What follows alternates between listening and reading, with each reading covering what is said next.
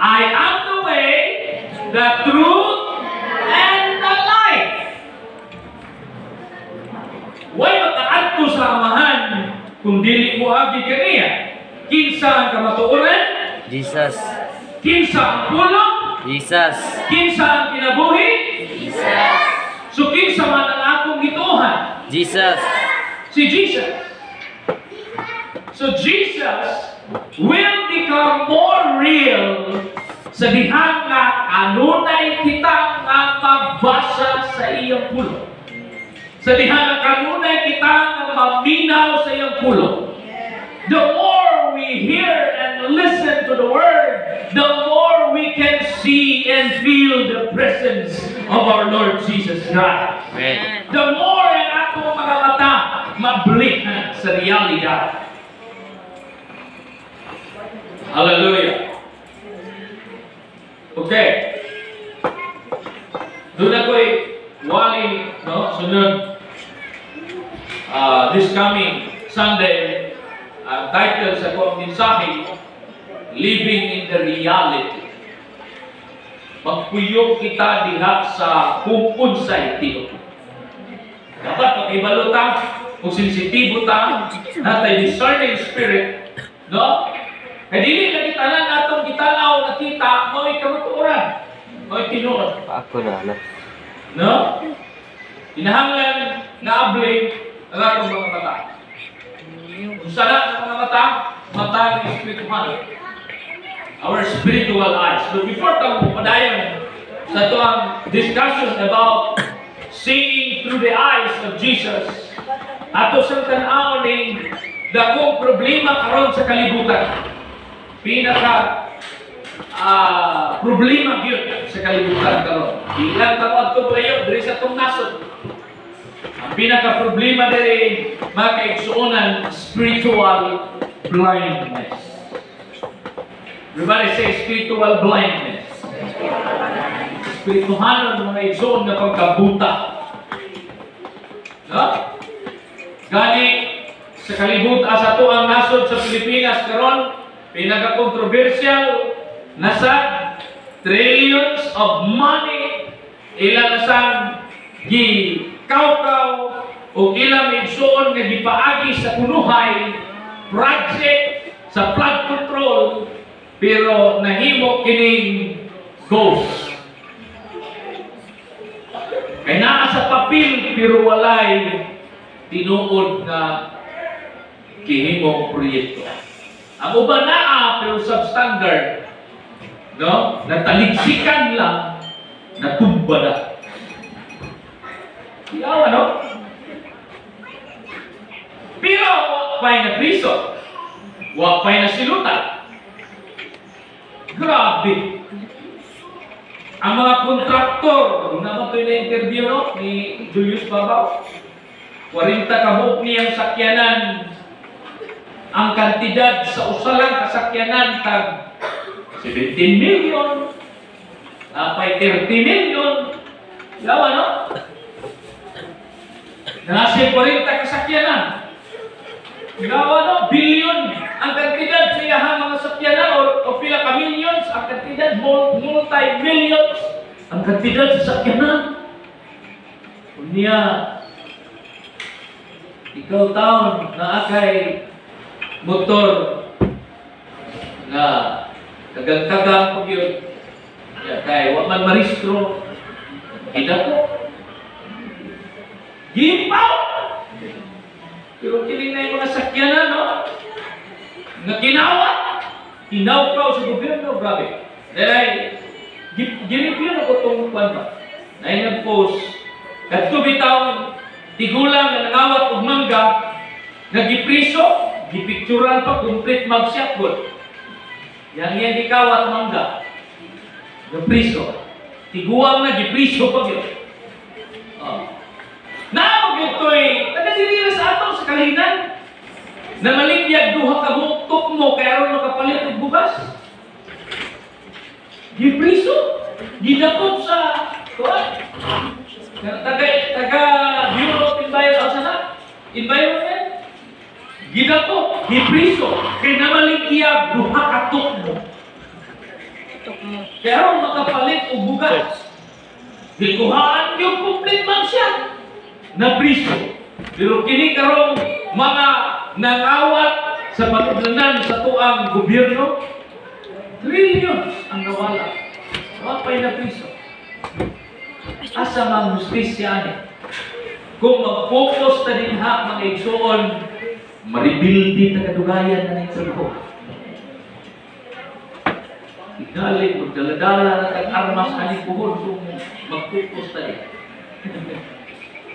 Maintiit na ang nagwaya. No? Dili maayo.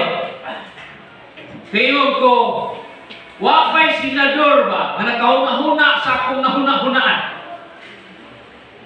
Wapay congressman na nakahuna-huna sa akong nahuna-hunaan. Bisan og 100 pila may population sa Pilipinas. 100 million pa lang.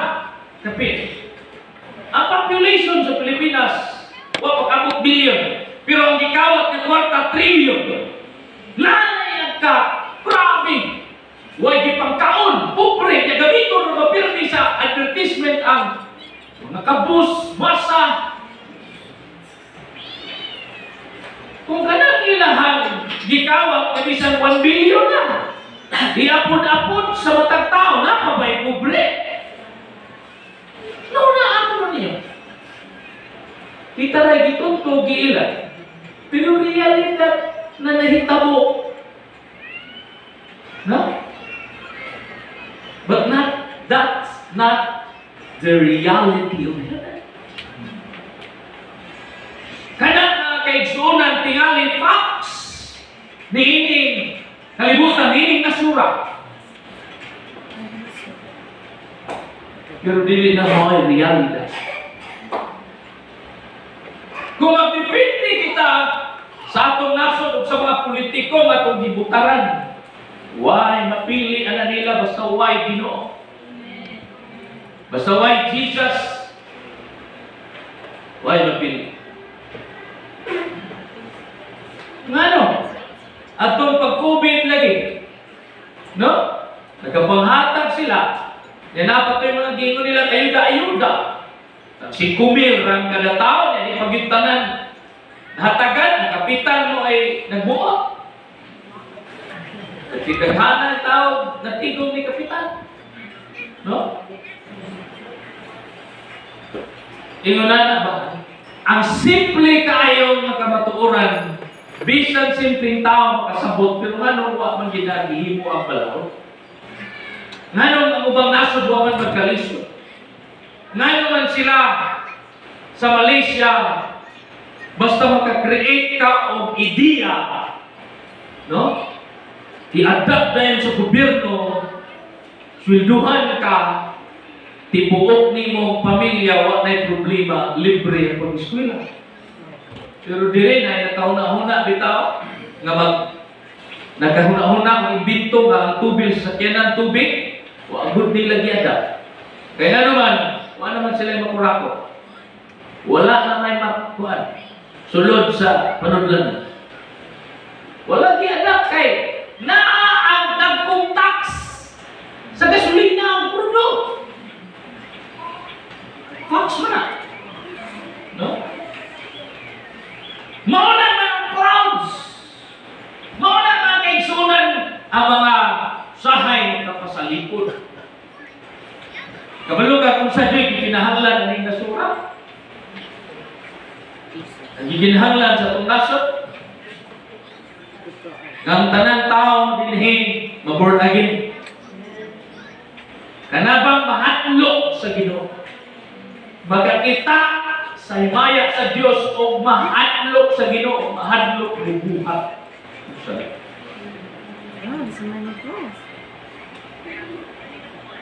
Kung tagapan lang nila bisag tag-isa ka milyon lang ng mga Pilipino niya tudluan o livelihood. Kani kapital ni mo ni.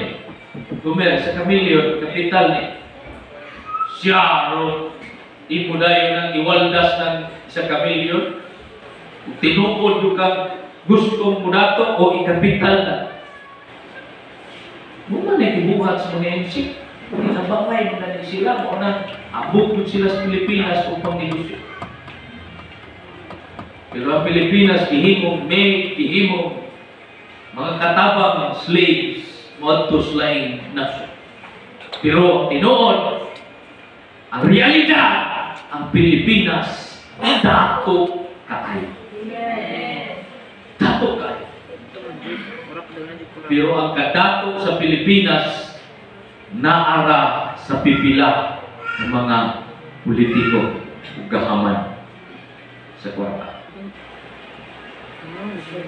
Naamay gani pinaka-bilyonaryo na karon na sa unang politiko pero wala siya mudagan pero yung mga anak na sa Senado top 1 na sa tipo Pilipinas. Trilyonaryo. Kita na ko itong post boto fax ba to? Dollar ang nagubutang dito. Dollar. Dili piso. Ilan ni day siya kadato? Oh. O niya. Atong ay nakakuha o Facebook live nga ang pinakagamay ng taon mga namuyo ilahang ipapahawa. Ilahang kailang gihimo o subdivision. Yung mga pobre na mo yun dito ilang ipapahawa. Tinuod na adunay kahadlok Ginoo mata sama sa mata ni Jesus. Burubag si Pacquiao ay hindi pabalayan. Daghang kayo mga tao dito sa ilang lugar jinsan kaway mga balay di pabalayan. Ipalitan yuta, ipagtukuran ng mga balay. At itong mga walay-balay. Pero kining nagpadato, yung butar pa mga anak, nagpadato, ang mga pobre nga way balay, gipalayas ng taon. Gipadato sa mga kwadsa. Kaya lagi, himuon laging kamilya. Balo naman pinsaya, hindi pa sabot. Pero, bilib gihapon tanila, kaya naman, maulay din na, ang mga kabos mo'y gamiton. Pero ang tinuod, sila ramo ay nagpakadato. Nakita ba ka? Nanaan sila yung mga gipagtabangan.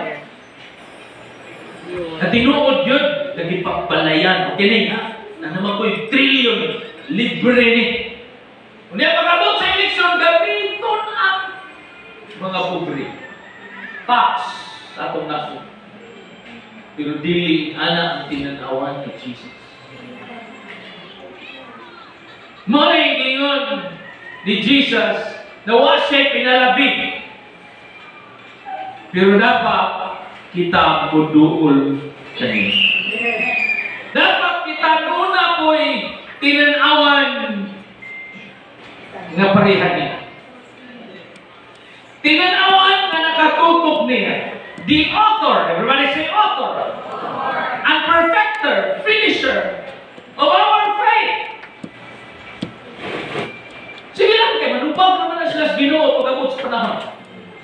Sila sa Robitaw, ang taong dato, di ba? Sa Luke 16, may isugilon din ha, nga dato kung naigsoon na grabe ang iyahang pagkagahaman sa iyahang salapit.